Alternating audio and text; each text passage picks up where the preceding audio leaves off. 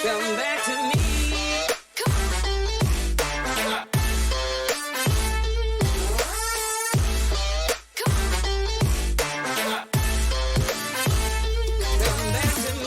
Yes, bienvenue Jérôme. On est ravi de t'avoir sur Rug Radio France.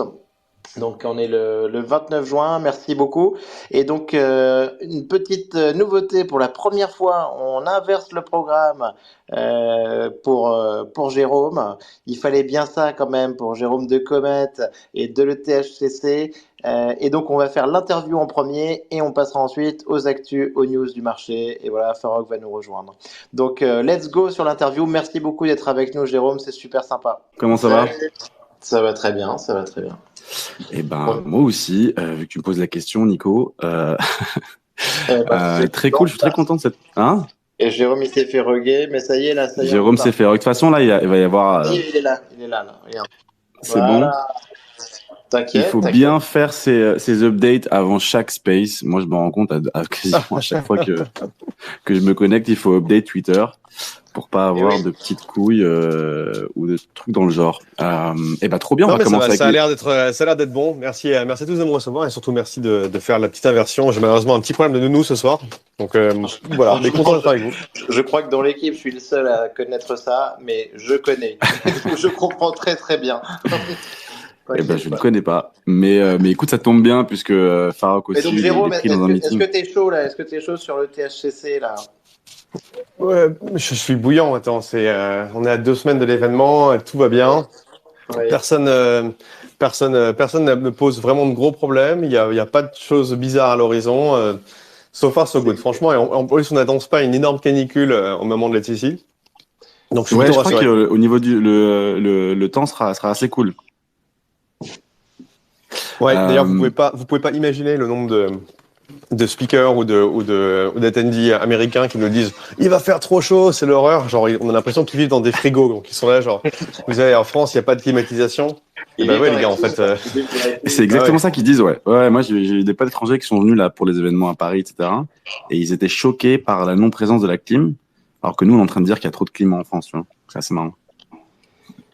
Ouais, mais là-bas, ils ont la clim partout, genre c'est pour ça je pense, parce qu'ils abusent vraiment sur la clim là-bas. Non mais là le principe c'est que si t'as pas froid aux États-Unis quand tu rentres dans un bâtiment, c'est que le bâtiment n'a pas d'argent quoi. Enfin, non en fait c'est ça. Ça fait partie du problème en fait. On est en bear market, ils pourraient comprendre. Une Rolex, une clim, voilà, on est à peu près sur la même présence sociale. Et donc on est sur une liste de speakers de ouf. De ouf comme chaque année, ouais. Comme chaque année, ouais. Bah d'ailleurs moi avant de commencer un petit peu plus rentrer dans l'édition de cette année, du coup j'ai fait une petite recherche bien sûr et je me suis un peu renseigné sur l'événement, de quand ça date, etc. Donc si je dis pas de bêtises, avant d'être ici c'était EdCon. Tout à fait. Et 2017. est-ce que tu peux revenir un petit peu sur nous raconter un peu l'histoire de ce projet, de l'événement, de EdCon à ICC aujourd'hui. Ouais. Combien de saisons ? Tout a commencé avec A7, A2SETH, qui était l'association Ethereum France, qui après s'est appelé Ethereum France parce que le site Ethereum France était quand même une meilleure marque que A7. Pour continuer sur les Américains, comme ils nous disaient, mais pourquoi vous appelez votre association As Something ? Ah oui, c'est vrai qu'il y a As dedans. Bon, ça nous a permis d'avoir le ENS name As.et. C'est nous l'association qui l'avons maintenant. Et il vaut une fortune. Il vaut pas une fortune, enfin, ça dépend. Je reçois quand même des offres de temps en temps je veux acheter As.et à 3 Ethers, à 4 Ethers et tout. Mais nous, on s'en sert comme c'est le NS de l'association. Donc, si vous voulez, quand vous adhérez à l'association, vous allez voir qu'il y a des transactions qui partent vers As.et. C'est normal. Je vais t'envoyer des NFT. C'est normal. Et donc, on avait monté Ethereum France est actif depuis fin 2015. Il faisait des meet-up, organisait des choses, traduisait des documents techniques, juste pour la beauté du geste. Ça n'a jamais vraiment été lié à la fondation du tout. Et au moment de DEFCON 2 à Shanghai, donc septembre 2016, on a été à plusieurs Français à cet événement. On a rencontré la fondation en vrai. On leur a dit bon voilà, en fait, on est les Français derrière A7 et Ethereum France. Ça a commencé à construire des liens avec certains corps dev, notamment des gens qui parlaient français. Vitalik parle à peu près bien français aussi. Et assez rapidement, dans la discussion est arrivé que ce serait bien d'organiser des events un peu en Europe, et de montrer un peu ce qui se passe sur Ethereum en Europe. Et il y avait le groupe chinois derrière EdCon qui cherchait un organisateur local pour organiser une première édition de cette conférence à Paris. Et donc c'est l'association Ethereum France qui s'est chargée de l'organisation de l'ETHCON en 2017, février 2017. Et postérieurement à ça, on s'est dit putain, ce serait quand même trop cool d'avoir un événement à Paris chaque année. Et on en a fait un premier en mars 2018, puis en mars 2019. Puis en mars 2020 malgré le Covid, puis en juillet 2021 malgré le Covid et puis en juillet 2022 et puis maintenant en juillet 2023. Donc on a dû décaler la date une première fois à cause du Covid parce qu'en fait c'est ouf parce que le premier Covid, on avait Macron et Emmanuel et Brigitte qui étaient au théâtre et qui disaient c'est bon mais sortez, c'est cool, il y a rien de grave et le lendemain matin on commençait être ici, on se dit bon cool, ça va, tranquille.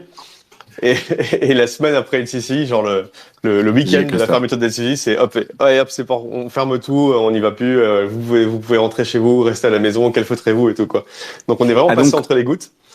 Donc pendant le Covid, vous avez réussi à faire des événements physiques?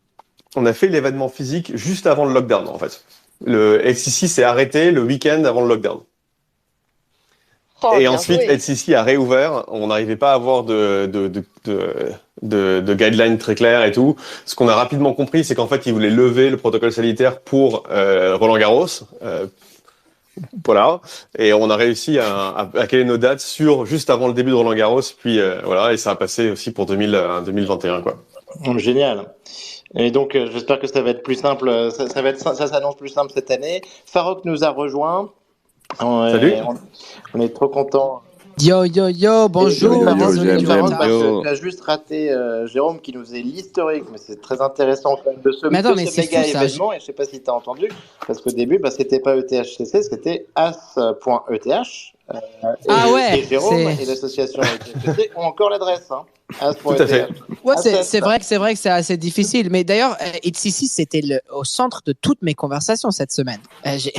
Ça m'étonne pas. Toutes les marques avec qui j'ai parlé, tous les partenaires qu'on a, tout le monde, les invitations commencent à venir. J'ai envoyé un message à Lox, notre conseiller. Je dis, est-ce qu'il faut que j'aille en France encore la semaine prochaine? En tout cas, il se passera des trucs Rug Radio France pendant cette semaine. On prépare un side event. Je me demande s'il faut que je me ramène à Paname, c'est ça encore? Encore, mais il faut que tu habites à Paname. Jérôme nous a dit qu'en tout cas, ça allait être du lourd là, qu'il y avait. Cette année, du coup, c'est hyper intéressant. 5000 personnes. 300, un peu de 300 speakers. Et la particularité d'LCC, c'est qu'il n'y a pas de panel. Donc, il y a vraiment 300 speakers avec 300 contenus d'entre 15 minutes et 1 heure. Et comme la conférence est organisée at cost, non-profit derrière, en fait, c'est pas très cher d'aller à LCC. C'est-à-dire, les places sont à 110 € la journée et 400 € les 4 jours. Wow. Les sponsor slots sont pas trop chers non plus. On parle d'une dizaine de milliers d'euros pour un boost pendant l'événement. Ce qui fait que, en fait, ça sold out assez vite. Et surtout, ça donne envie aux gens d'être à Paris pendant l'événement parce que les gens qui peuvent pas sponsoriser ou qui peuvent pas y aller, en fait, ils font des side events. Et chaque année, on a une centaine de side events. L'année dernière, on en avait 220. Et cette année, je pense qu'on va passer les 300 puisque en organisant toute la semaine, enfin, comme on fait lundi, mardi, mercredi, jeudi, un jour de plus cette année, on s'est rendu compte qu'il y avait de plus en plus, ça justifiait de plus en plus d'organisation d'événements autour. Et donc maintenant, il y a des events le week-end d'avant et des events le week-end d'après, des trucs assez gros. Et donc ensuite des drinks, ensuite des petits déjeuners, ensuite des déjeuners. Donc il y a vraiment de quoi faire à LCC, même si vous pouvez pas accéder au main event. Wow. Et l'event est retranscrit en live sur YouTube et ensuite, je crois que c'est pas YouTube qu'on utilise cette année. En tout cas, c'est live gratuit, streamé live gratuit et c'est composé, édité dans la journée en plus. Donc c'est hyper intéressant. Trop bien. Nous, on organise notre side event aussi avec l'ami, donc dans ce cadre. Donc voilà, tu vois, on se greffe à vous. C'est encore work in progress, mais on va la lancer très rapidement. Je voulais juste rebondir sur ce que tu as dit par rapport au fait qu'il va y avoir un jour de plus cette année. Est-ce que tu peux nous dire, voilà, qu'est-ce qui a changé depuis la ETHCON et qu'est-ce qu'il y aura justement de différent cette année? Alors déjà, ce qui a changé, c'est qu'ETHCON initialement, il y avait juste un seul stage, quoi. Donc maintenant, on est sur 6 stages en parallèle, donc clairement beaucoup plus de contenu en même temps. Les années suivantes, on avait commencé à coupler. Ok, on fait des stages en parallèle, mais on fait des tracks et on essaie de faire en sorte que quelqu'un qui veuille voir tous les talks sur la gouvernance et les DAO, en fait, il puisse passer d'une salle à l'autre et en gros faire son menu, quoi. Donc essayer d'éviter que des talks trop proches soient en même temps. Enfin voilà, on s'organise un peu comme ça.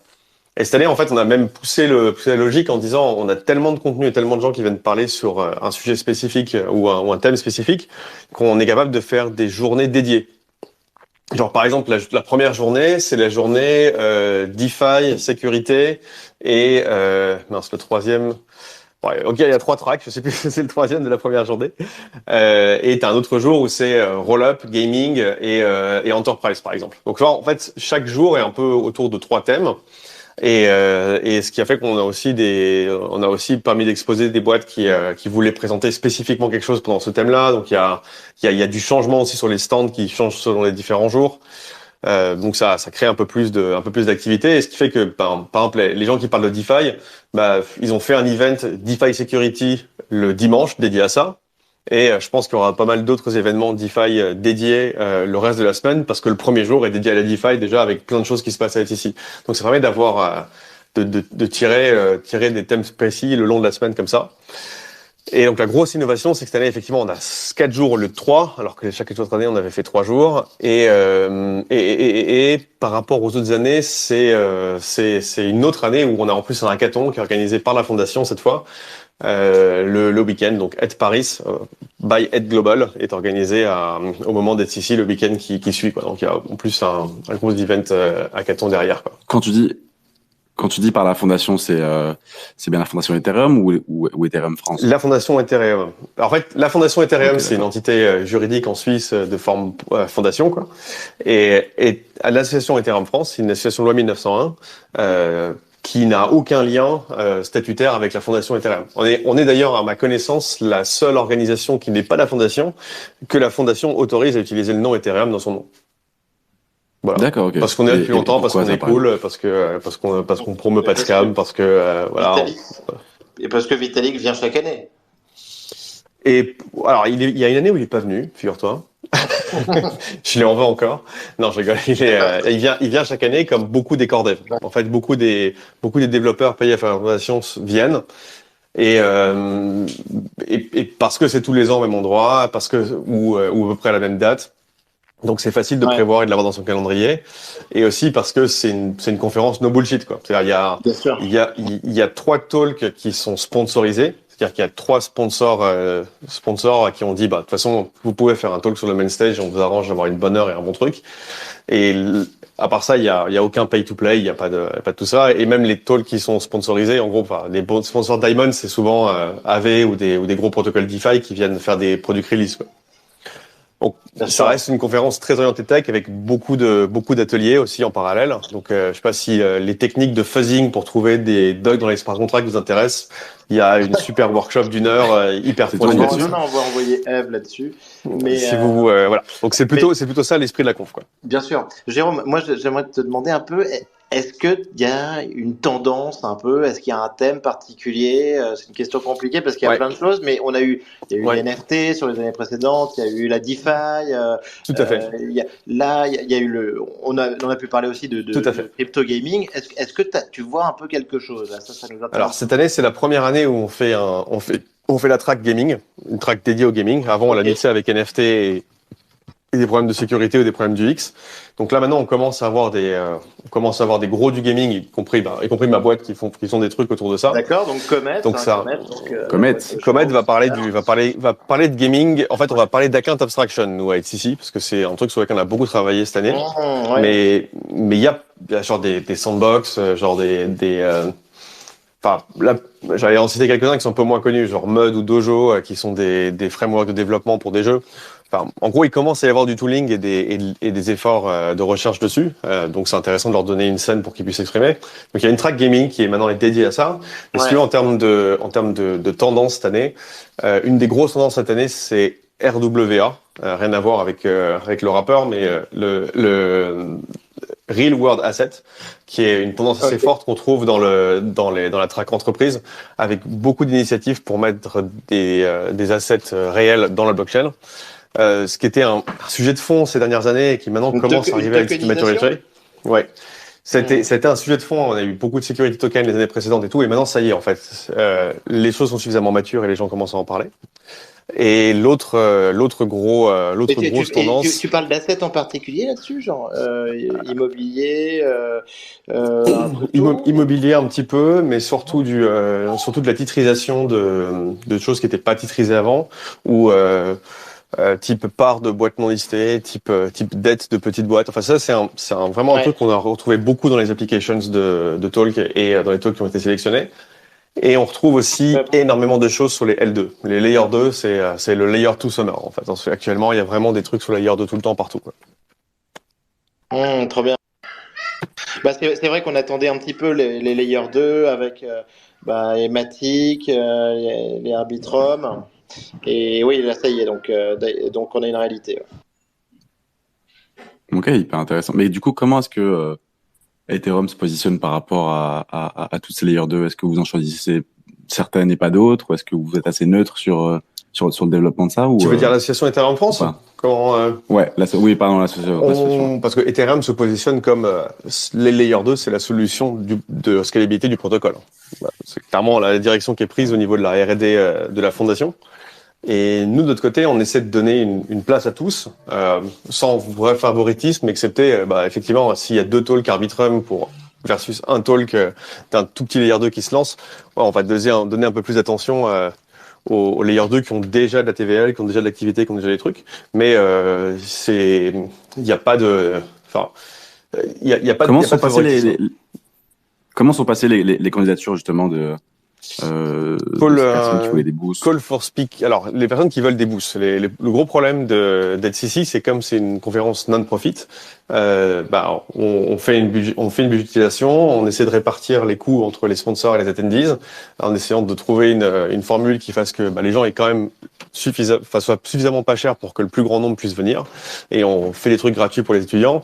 Donc il y a un petit mix comme ça, et ensuite on dégage un buffer pour l'année prochaine qui nous permet de grossir un peu la conférence chaque année. Et Ethereum en France ensuite publie ses comptes chaque année. Donc cette année on devrait être autour d'un budget de 2,6 millions, 2,7 millions. On verra bien à la fin de l'année quand on finalisera tout ça. Et ensuite, pour les sponsors, en fait, on contacte les gens qui ont déjà sponsorisé. On leur dit, hey, c'est ouvert, est-ce que ça vous intéresse? Et on contacte aussi ceux qui nous ont dit l'année dernière, ah putain, j'ai pas eu de place, est-ce que je peux en avoir une l'année prochaine? Donc on les ajoute sur une liste de priorité pour qu'ils puissent sponsoriser l'année suivante. Donc c'est difficile pour un projet qui, sort du bois avec des super mecs ou des super meufs d'école qui ont eu un super réseau et qui ont levé de l'argent et qui veulent se lancer maintenant. Ils ont levé 2 millions, ils veulent showcase à HCC. On leur dit, en fait, désolé, on vous connaît pas, on vous a jamais vu, c'est cool votre projet, appelez pour speaker, mais en fait, on peut pas vous filer de slot parce que tout est déjà sold out. Voilà. Donc ça se fait plutôt d'une année sur l'autre, quoi.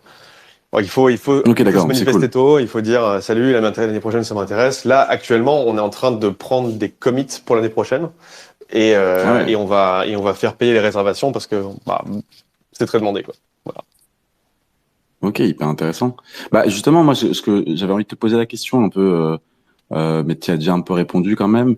C'est, tu vois, il y a quand même une flopée d'événements blockchain qui se passent à Paris. Mm-hmm. Vous avez quand même l'avantage d'être là depuis un petit moment. Mais comment est-ce que tu justifies entre guillemets, tu vois, l'intérêt, le fait que ce soit sold out très vite, le fait que les gens veulent vraiment venir présenter leurs travaux à ICC et participer à la conférence par rapport à d'autres conférences? Alors déjà, je vois ce que c'est la difficulté d'organiser un événement. Et donc, kudos à tous ceux qui essaient d'organiser des événements et essaient de pousser ce genre de choses. C'est difficile, c'est dur d'organiser un événement et c'est encore plus dur d'organiser un événement quand il n'y a pas d'antécédent, quand tu débarques et tu te dis tiens, bam, je sais qu'il y a Proof of Talk qui s'organisait récemment, c'est ouf qu'ils aient pu organiser leur truc et tout. Donc dans tout le reste de ma réponse, je voudrais surtout pas avoir l'air de dire eux ils font les trucs pas bien, nous on fait les trucs bien, etc. Samy de chez nous qui a travaillé sur Proof of Talk, c'était une belle réussite. C'est pas évident. Non, c'est pas évident. C'est pas évident. C'est pas évident et je pense en plus que d'avoir un événement non commercial qui existe en parallèle et qui est assez gros là-dedans, ça n'aide pas en fait les événements qui sans vouloir tirer ultra profit de leurs événements, juste exister alors qu'il y a dans la calendrier des trucs énormes non commerciaux qui s'organisent. Donc nous, on bénéficie d'antécédents, genre de notre historique. En fait, spécifiquement sur les événements, plus longtemps tu dures, plus tu vas durer. Donc c'est hyper pratique de ça depuis longtemps. Je crois pouvoir dire qu'on est l'événement blockchain avec la plus grande longévité au monde. On a vraiment pu le faire chaque année. Il y a eu plus de HCC que de DEFCON. Déjà, on est assez content de ça.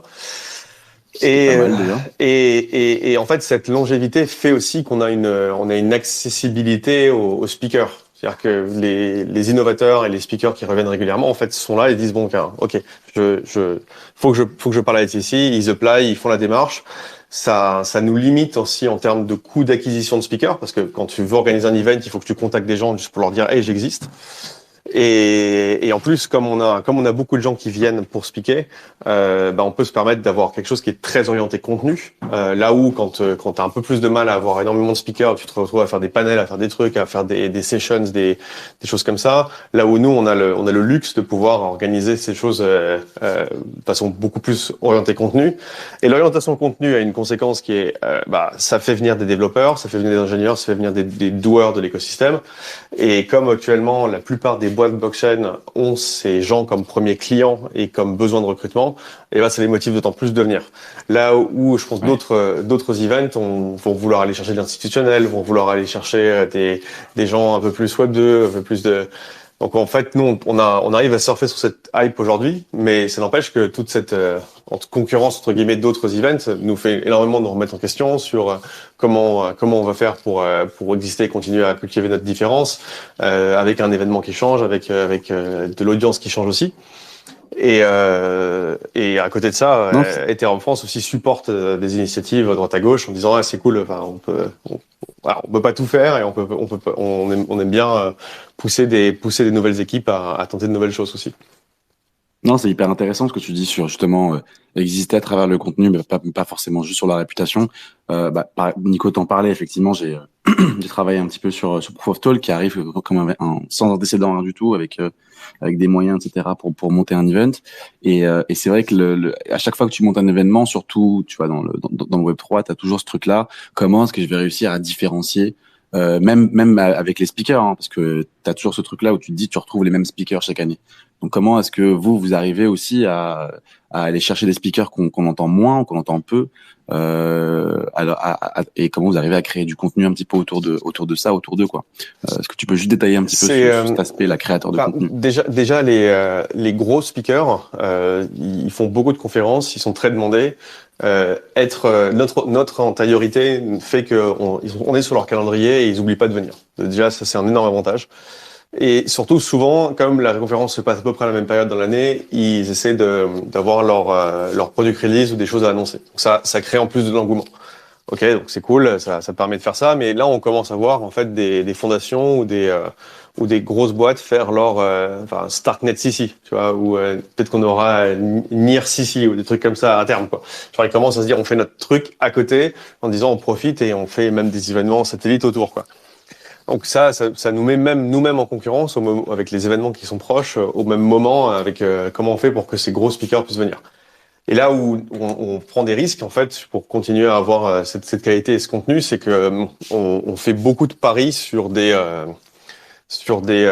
talks et des speakers qui sont pas forcément connus, qui ont pas forcément des antécédents, mais qui viennent parler d'un sujet qui est potentiellement porteur. Et on leur donne leur chance, quoi. Et ça c'est on peut le faire parce qu'on a beaucoup d'applications, on a beaucoup de place aussi, et ça nous permet, tu vois, d'avoir des je sais pas, aujourd'hui il y a quelqu'un qui va parler de Kakarot qui est un ZK EVM, tu vois. Qui est-ce que ça intéresse à part qui est quelqu'un qui est vraiment deep dans la technique? Nous on prend le risque de mettre cette personne parce qu'on peut se le permettre, et si ça se trouve ce sera le next big L2 et on pourra dire vous avez entendu les premières fois là-bas, quoi. Donc tu vois, on essaie de faire ce renouvellement de trucs là où je sais pas si je viens de lancer un tout petit truc et que je suis pas très connu dans l'écosystème, je play à Proof of Talk, on va dire ouais bon c'est cool, mais bon je sais pas si ça vaut le coup de vous trouver une place pour un talk en main stage, quoi. Tu vois, et déjà vous avez la chance que les gens apply à votre truc. C'est pas forcément vous qui allez les chercher, en tout cas ça vous réduit le travail. Et moi j'avais juste une petite question par rapport du coup effectivement vu que vous avez vous donnez de la chance à des nouveaux, en tout cas à des plus jeunes. C'est quoi l'accompagnement derrière pour vous assurer que le speech sera bon? Est-ce que vous les suivez vraiment jusqu'au bout ou est-ce que la confiance va vraiment jusqu'à le jour de leur talk, quoi? En fait, quelqu'un qui apply et qui dit je viens de parler d'un sujet de recherche parce que je sors d'école et je fais un truc, ou je viens de ressortir ce machin et voilà une tasse de ma démo et tout ça. En fait, on passe énormément de temps à regarder les applications, à les regarder dans le détail, à regarder, tu vois, genre c'est quoi vos commits sur GitHub, c'est quoi vous avez fait quoi, est-ce que ça a l'air solide, enfin ok, est-ce que c'est un scam, est-ce qu'il y a vraiment un truc derrière, ok, vas-y, avant de dire ok, bah, allez, c'est parti, allez-y. Évidemment, hein, quelque chose de tout nouveau, tout petit, avec 2 étoiles sur GitHub, on va pas le mettre en main stage, quoi. Mais en tout cas, on va lui donner l'occasion de rencontrer des gens qui travaillent potentiellement sur la même chose, de donner un peu d'intérêt là-dessus. S'il y a de la recherche de fonds, il y a une track @VC où on fait payer des VC pour venir assister à la conférence et avoir accès aux boîtes qui pitchent pour la première fois ou la deuxième fois et qui cherchent des fonds. Donc on les met en relation sur une track parallèle pour aller parler à des venture capitalistes qui potentiellement sont intéressés de ce qu'ils font. Et des VC viennent en se disant tiens c'est cool, il y a une conférence où c'est très orienté tech, donc peut-être qu'on va trouver des pépites. Et d'ailleurs historiquement on a eu, tu vois, il y a eu Axie Infinity, il y a eu Sora, il y a eu Sandbox, il y a eu Kaiko, il y a eu Comet qui sont passés sur VC. Donc ça crée aussi un engouement là-dessus. Et au niveau d'accompagnement, une fois que les, c'est vrai qu'en y pensant, je me dis que l'association Ethereum France devait créer un fonds et investir minimum 5K à chaque fois que quelqu'un vient pitcher, tu vois. Ça pourrait être une bonne extension de l'association. 5K dans Infinity très tôt, à une époque, ça ne faisait pas. C'est ça. C'est ça. Et non, en fait, une fois que le talk est là, en fait, on fait quand même un peu de suivi ex post sur quels étaient, est-ce que les gens, enfin, une fois que c'est fait, mais un truc auquel on a donné une chance, est-ce qu'il revient l'année prochaine, est-ce qu'il y a eu du suivi un peu sur son talk sur YouTube, quoi, est-ce qu'il y a des gens qui l'ont regardé, est-ce qu'on a eu des commentaires, est-ce que voilà, on essaie de se tenir un peu dessus au courant, mais en fait, une fois qu'on a fait la démarche de due diligence de c'est qui le speaker, ok, il a pas un track record de scammer, ok, son truc a l'air solide, ok, c'est technique, c'est ce dont je veux parler, ok, ça rentre un peu dans une mouvance et un air du temps. Ok, bon bah alors donnons leur chance à ce nouveau speaker et voyons ce qu'il peut apporter, quoi. Oui, hyper intéressant. En même temps, si vous avez quand même pas mal de speakers, 300 si je dis pas de bêtises. Je pense que moi j'avais pensé, tu vois, à des petits événements où j'ai bossé, où tu faisais des entraînements avec eux un petit peu avant les événements. Ah non, là c'est YOLO. En gros, on leur dit allez, vas-y, c'est parti. T'as rendez-vous à telle heure. Pointe-toi 5 minutes avant. Tes slides, il faut quand même que tu les envoies la veille. Merci. Sinon, il faut que tu les plugues dessus et d'accord, il y a quand même un sinon. Non, mais en fait, juste, ça reste quand même assez laid back et on n'est pas là, genre, alors voilà, ça c'est le template, pense bien à faire ci, pense bien à faire ça. Non, en gros, on reste un peu YOLO de ce côté-là et un peu bootstrap, tu vois, on ne pousse pas les gens à respecter un template de présentation, à respecter un truc, à faire une vidéo avant en se recordant. En fait, on a ni l'envie ni la capacité à le faire, malheureusement. Et en fait, on fait confiance aux gens. Alors, tiens, vas-y, monte sur scène, parle de ton truc.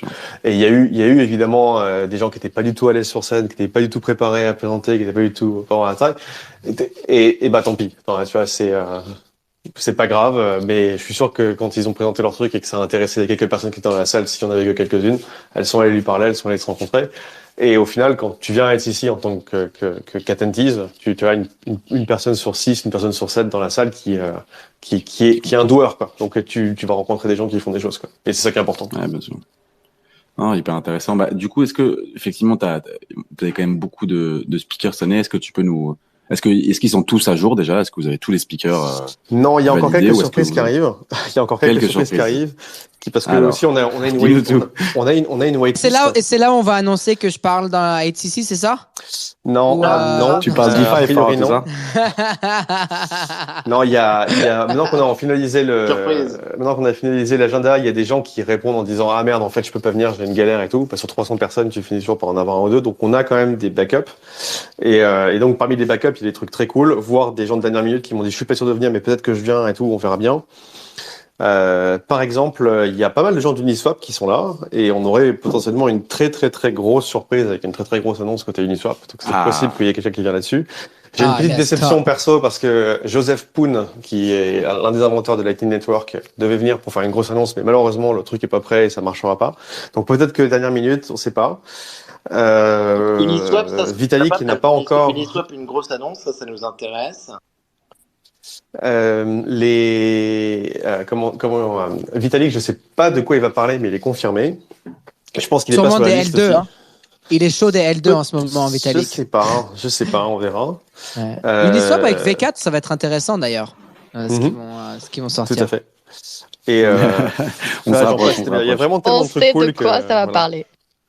Il y a vraiment pas mal de trucs cool. Enfin, moi, il y a plein de choses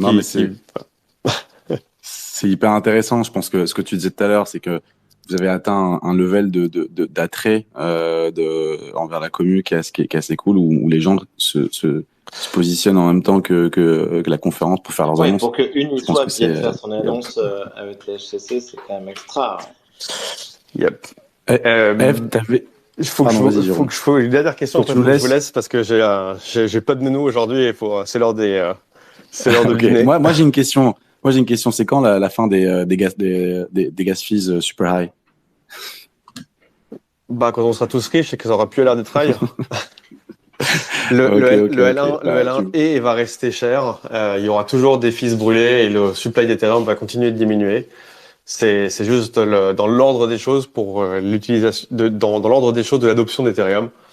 Et le L1 va rester cher, mais les interactions entre L2 et avec le L2 et le L1 vont devenir de moins en moins chères et c'est en tout cas la direction que prend la recherche et développement. Ok, hyper clair. Je crois qu'on peut te libérer, Jérôme. Merci Jérôme. Merci beaucoup pour votre invitation. Ravi de vous voir. Merci beaucoup à toi. Et à très vite. Merci Jérôme. On se voit là-bas. Salut. Merci à toi. Bonne soirée. C'était cool. Ça s'annonce pas mal. Hein. Je sais pas vous les gars, cette année, Farok, prends ton Farok, il va billet. nous rejoindre en last minute. Prends ton billet. En tout cas, nous, on fera des trucs côté Rogue Radio France. Hein. Moi, ça chauffe là. Farok, j'ai envoyé un message dans le groupe. J'ai dit qu'en plus, le samedi et le dimanche, il y a 2 belles confs sur les DAO. Donc, franchement, je suis très très chaud là. Non, par contre, moi j'ai une question pour toi, Farok. Pour prendre le billet d'avion là. Il est très, très... Non, mais moi là, faut pas me tenter là. Bon, en tout cas, il y aura une team Rogue Radio France, même un peu plus, qui sera hyper présente. Moi, j'ai une question pour toi, Farok. Une super ambiance en plus. L'été, mois de juillet, c'est tranquille. Ouais. C'est vraiment un super event. Tu parlais des marques tout à l'heure. Tu dis que les marques te contactent et te parlent de ECC. Moi, je me pose toujours la question, c'est-à-dire que c'est un événement quand même hyper blockchain, tu vois, hyper technique, avec des sujets qui sont pas forcément sexy pour les marques entre guillemets. Comment est-ce qu'ils ont réussi aussi à intéresser des marques? Qu'est-ce qui plaît aux marques dans un événement de blockchain comme celui-ci? Les marques, ils kiffent de full blockchain. Non, mais vraiment, les marques commencent. Et moi, quand je parle de marques, je parle beaucoup. Bon, je fais pas trop. Ben, en tout cas, c'est très gros conglomérat français. Et ça les intéresse, tu vois, de tout ce qui est le côté blockchain. Ça les intéresse, le côté crypto et tout, de vraiment essayer de mieux comprendre comment est-ce que ça marche. Tu vois ce que je veux dire? Du coup, c'est quelque chose de très intéressant, mais aussi, il faut savoir que la crypto en général, qui est en train de devenir très cool, tu sais, un peu hype. Très hype, tu vois. Et ils ont tous des side events. Mais niveau side events, attendez, les gars, il y a t'as Consensus, c'est Consensus Mesh qui ont fait une position importante dans Rogue Radio. C'est le fondateur de Ethereum qui l'a. Bien sûr, Farok. Ils m'ont invité à un dîner. Ensuite, t'as des compagnies, tu sais, t'as les Louis Vuitton, t'as les Dior et tout qui vont être là-bas, t'as les cryptos et tout, ils sont tous là. Hein. Mais vraiment, je vais en parler hier à Lox. C'est marrant que j'avais pas vu qu'aujourd'hui le président d'Ethereum France allait sur le show, mais je trouve ça très très cool. D'ailleurs, j'ai envoyé ça à Lox, c'est pour ça qu'il y a Anna en bas. J'ai envoyé ça à tout le monde. J'ai dit, waouh, hey, Anna. Cool quand même. Mais honnêtement, cette semaine, les invitations, elles ont commencé à rouler, à mon avis, c'est pour ça. Et j'en parlais à Lox hier, je dis waouh, c'est assez. Écoute, hein. c'est un peu ce que nous aussi on s'est dit, tu vois, côté Rogue Radio France avec Nico et d'autres dans le crew, Eve aussi, c'est-à-dire que on a remarqué un intérêt pour les marques, on a remarqué, tu vois, le fait qu'il y ait ce moment-là dans l'année où tu as toutes ces personnes qui se réunissent et qui veulent se rencontrer. Et notamment les marques, et je trouve qu'elles ont un discours assez intéressant qui rejoint vachement ce que tu dis, tu vois. J'ai envie de comprendre, j'ai envie de savoir, j'en ai marre qu'on m'explique. Et je trouve ça intéressant aussi de connecter avec ça. Donc nous, c'est ce qu'on on en parle depuis tout à l'heure, mais ça, c'est un peu en oui pour le moment. On va faire ça justement avec Rogue Radio France et un autre partenaire. On va faire un petit événement dédié aux marques à Paris pendant ici pour justement essayer de naviguer dans l'écosystème ensemble, expliquer et reprendre, tu vois, même des gens du Web 2, quoi. On est plus sur un événement purement blockchain. On essaie de reprendre un peu les gens et essayer de capter un peu l'attention autour de ce qu'on fait. Dans la foulée des 1 an à la NFT Factory et avec les marques, parce que les marques, elles commencent à avoir des beaux projets et des beaux projets sur ETH. Ouais, non, mais tout le monde, le truc, c'est que tout est en train de shifter. Les gens, après, qu'ils l'acceptent ou pas, c'est pas le problème. Ils vont utiliser de la blockchain sans savoir qu'ils l'utilisent, vous voyez. Bien sûr. Moi, je pense c'est ce que disait à l'instant Jérôme sur l'abstraction, le wallet abstraction, en effet. Voilà. Et les gens, ils ont pas besoin de comprendre. Mais les marques, les gros conglomérats, les grosses compagnies, tout ça, eux, bien sûr, ils ont besoin de comprendre comment ça marche. Vous voyez, donc ils vont venir là-bas pour vraiment comprendre. Après, c'est fou, les gars. Encore en mode side event, c'est la folie. Mais ça, c'est un truc de malade. Non, mais c'est fou. Au moment, c'est-à-dire que pour moi qui me suis dit, là, je suis rentré d'Europe récemment après Paris, Londres et Lisbonne. Je me suis dit, on voyage plus jusqu'en septembre parce qu'on va aller sûrement en Corée du Sud. Ring, ring, ring. Et là, je me dis, ça, c'est assez intéressant. Mais par contre, après, c'est difficile parce qu'après, c'est 6 heures. Après, tu vas pour 4 jours. C'est difficile de faire les retours avec le travail qu'on a. Mais c'est fou quand même l'importance de ici toutes les années. Encore, l'importance de la France parmi la blockchain. Parce que ici, c'est pas nouveau. Vous avez entendu ça là. C'est pas nouveau. Ici, ça fait longtemps. Ça fait depuis 2017. Mais ça a toujours été la plus grosse. Ça a été Denver. Mais en fait, on baigne dedans et on se rend pas compte. Mais si tu prends le NFT Paris. NFT et HTC, en vrai. T'avais la Ledger Open à la fin de l'année, c'était quand même quelque chose. Ça, Aussi, je me rappelle de ça. Tony, t'as le gars qui a créé le iPod qui vient parler en France du nouveau stack. T'as plein de choses qui se passent en France. Même quand ils pensent NFC, Lisbonne. C'est un événement français. C'était la France à Lisbonne. Attends, mais Lisbonne, c'était la France. Parce que Lisbonne, il y avait plus de Français qu'il y avait de Portugais au Portugal. Petite anecdote, moi, à un moment donné, je me retrouve dans l'ascenseur et l'ascenseur me parle au portugais. Je fais, what? Ah putain, merde, c'est vrai que je suis au Portugal. Mais tout le monde parlait. Si t'étais au même à Shelter, il y avait que des Français. Et Jen et John et tout, c'est là. Et NFC Lisbonne, c'est un NFT Paris à Lisbonne. Donc vraiment, niveau France, c'est fou, quoi. C'est fou, je suis hyper bullish. Attends. C'est vrai qu'on n'est pas les plus mal placés. Et après, en fait, ce que dit Samy, c'est intéressant parce que quand tu fais le point avec les marques françaises, elles sont quand même avec une réputation mondiale et ça, on s'y connaît. Et là, ça fait des choses sympas, quoi. Enfin, tout à fait. Ah, je suis trop chaud là. Là, il faut juste trouver un moyen de tous les ramener dans le space. On va devoir, on va avoir Farok. Justement ici du coup il va venir avec nous sur les side events. C'est quoi, c'est dans une semaine ou deux ça, non? C'est là. C'est dans 2 semaines. Le 17 juillet que ça commence, ouais. Et là ça commence. Il y avait même, je parlais à Arbitrum la semaine dernière, ils nous ont invité à un événement le 16 et tout. C'était à tout le monde là, c'est Non, mais en tout cas, nous, on sera là pour le on va s'en parler. Il y aura Hannah qui va peut-être venir aussi.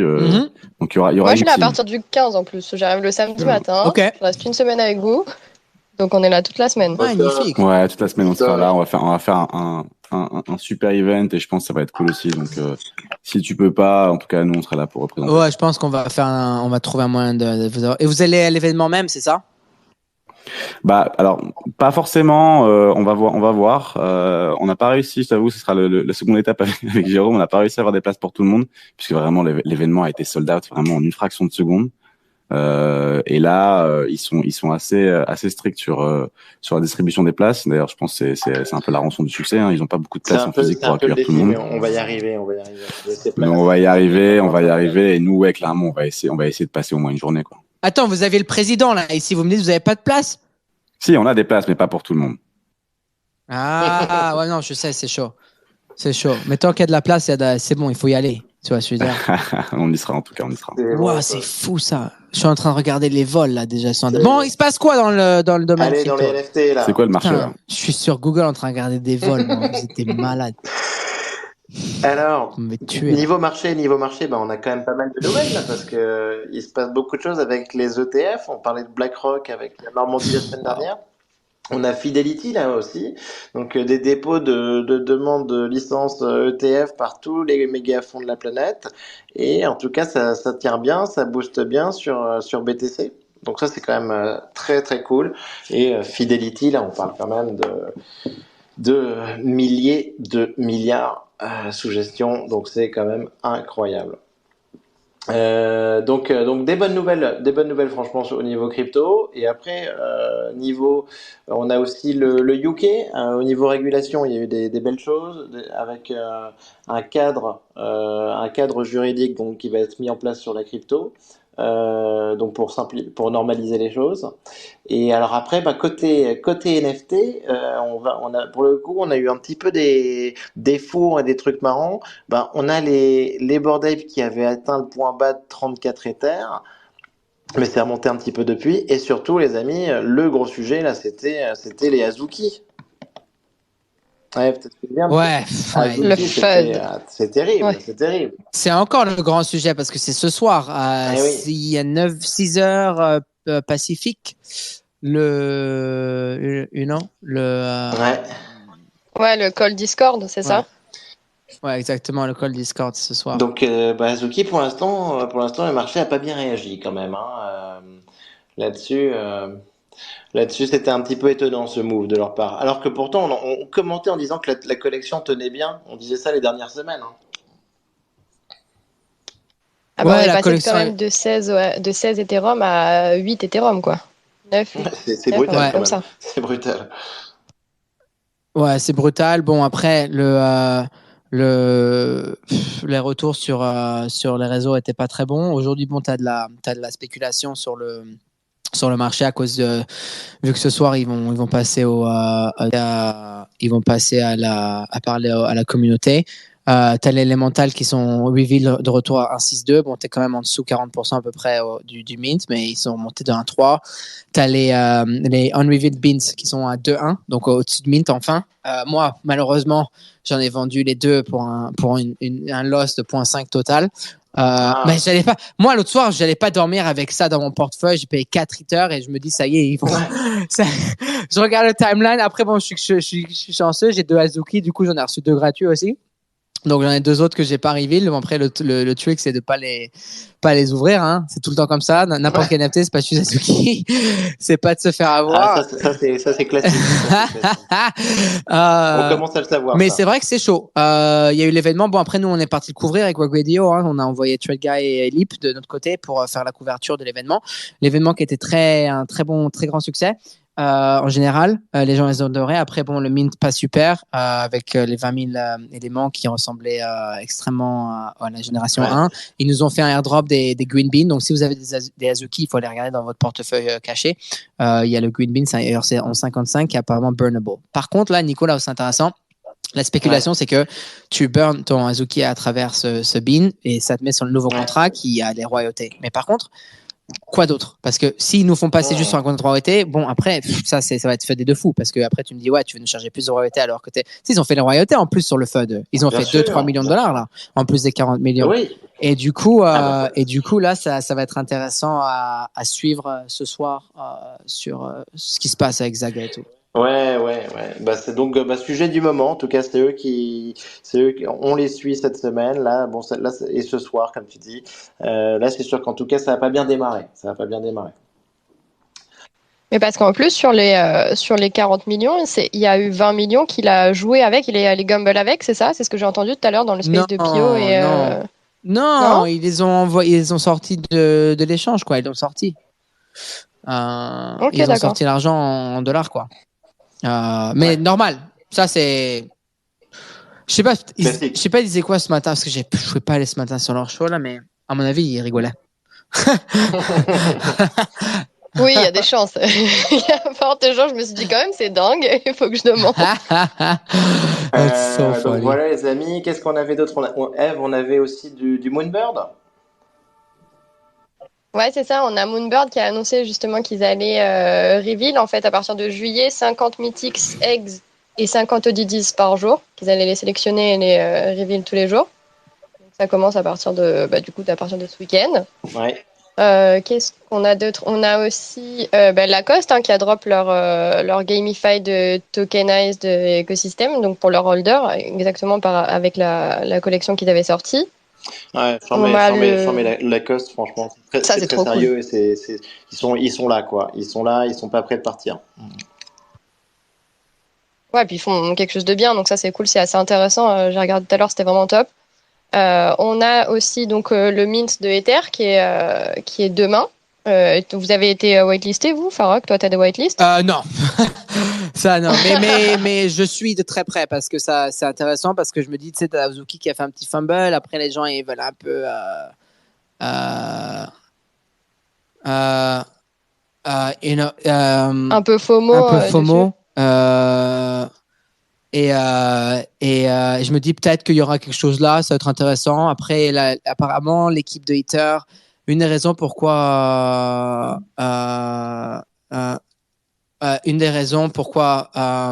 c'est hypé, parce qu'apparemment, ils sont assez respectés dans le Web 2. Apparemment, l'artiste derrière Ether est un artiste qui a travaillé avec Ninja dans le temps. C'est Ninja qui était le champion Fortnite et tout.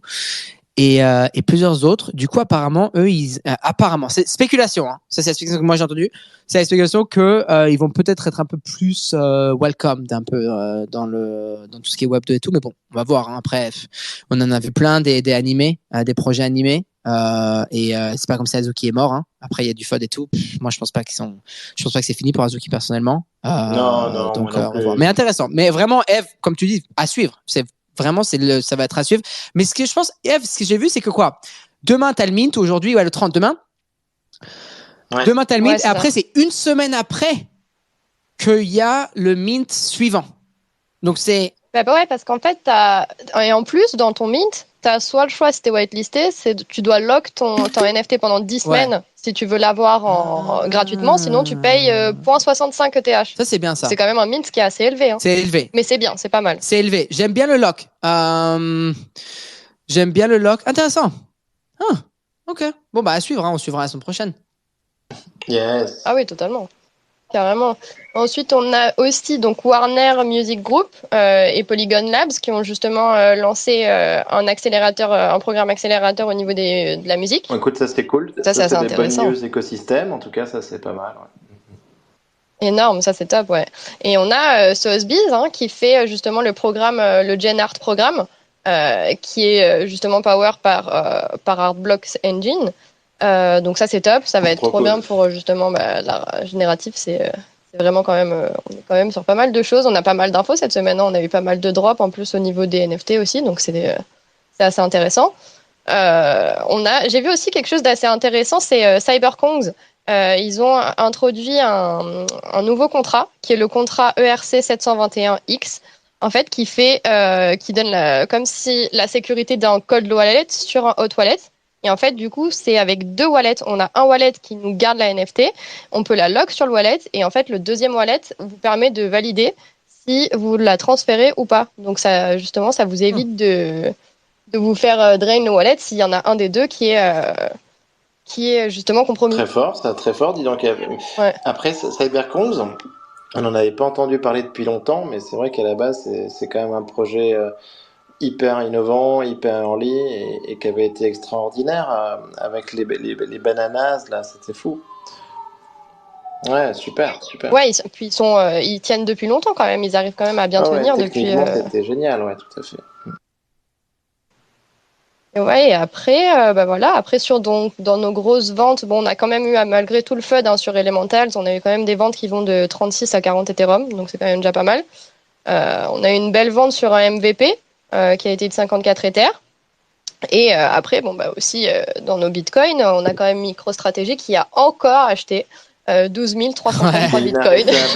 Ils sont trop forts. Attends, mais ils sont trop forts. Mais en plus, t'as Mando qui m'a envoyé une nouvelle il y a 20 minutes. CME Group qui vont lancer un Ether Bitcoin Ratio Futures le 31 juillet. Alors que Ether Bitcoin qui est dans un 12-month low, après tu as tous les ETF qui sont en train de lancer, tu as toutes les banques, de Deutsche Bank, tu t'as toutes les en Europe ici qui commencent à se chauffer sur le Bitcoin. Ça commence vraiment à être très très intéressant là Ça, sur le côté crypto. c'est Ouais. pas mal, ça, hein. C'est un petit peu ce dont on a besoin pour imaginer un petit boule, là. Enfin, ouais. Ouais, c'est clair. Et, Puis même sur FTX, là aussi, qui veulent relancer aussi la plateforme. Enfin, il y a tellement de nouvelles. En fait, toutes les semaines, c'est un truc de fou. Ça peut changer de tout au tout. FTX, t'as raison, ouais, ça c'est intéressant aussi quand même, relancer la plateforme. Ouais, tout à fait, ouais. Écoute, voilà. Je pense que on a fait le tour des news. Eve, t'avais encore d'autres choses ou pas? Écoute, on n'est pas trop mal, hein. Je pense qu'on a fait le tour. C'est la première fois qu'on fait l'épisode dans le sens inverse avec l'interview. Mais écoute, en tout cas, c'était quand même super de recevoir Jérôme parce que ça va être un méga event le THCC. Donc, Moi, je suis bullish de ouf. Ouais. C'est un truc. Je pensais vraiment pas qu'il y avait autant de side events, honnêtement, parce que quand j'ai vu mon billet d'avion et je me suis dit, bon, j'arrive le samedi, je vais me faire chier. J'ai regardé la liste des side events, je me suis perdue dans la liste, tellement il y en a. C'est un truc de fou. C'est vraiment cool. Donc, trop hâte d'être là et ça va être vraiment cool. Trop bien. Farok, prends ton billet d'avion et voilà. Et on t'attend. Et de notre côté, avec l'équipe, on va organiser un méga event physique et un side event, donc trop stylé pour le THCC. Voilà, donc merci à tous en tout cas. C'était super de faire cet épisode avec vous. Retourner sur votre épisode, on a commencé par l'interview. Et voilà. Mais bon. Merci beaucoup, Eve. Merci beaucoup. Merci à tous. Merci à vous tous. Allez. C'était top. On se voit à Paris alors? Non, voilà. je taquine. Farok, tu vas voir, tu vas venir. Non, je vais pas venir. Je vais pas dépenser encore réfléchis millions bien, de dollars. Farok, réfléchis bien. Après, nous, on est sur place. Si tu as besoin d'aller voir quoi que ce soit, tu nous dis. On est ton équipe d'agents secrets. On pourra faire des petits contenus marrants. Par contre, on s'en parlera comme ça. On fera un petit peu. Mais en plus, j'ai tout. J'ai les micros, les caméras. Ça y est, Eve, elle est équipée comme une pro, là. Ça y est. Magnifique, Eve. Bon. Alors, en tout cas, on a 2 semaines, c'est ça. Donc, on a le temps. On se fera un petit brief la semaine d'avant. J'en profite pour faire un petit coucou à nos auditeurs fidèles et adorés, Pauline et Fifi. Et voilà. Et donc, merci à tous et à très bientôt, à la semaine prochaine pour un nouvel épisode. Ciao. Passez une super soirée. Ciao, bye. Ciao.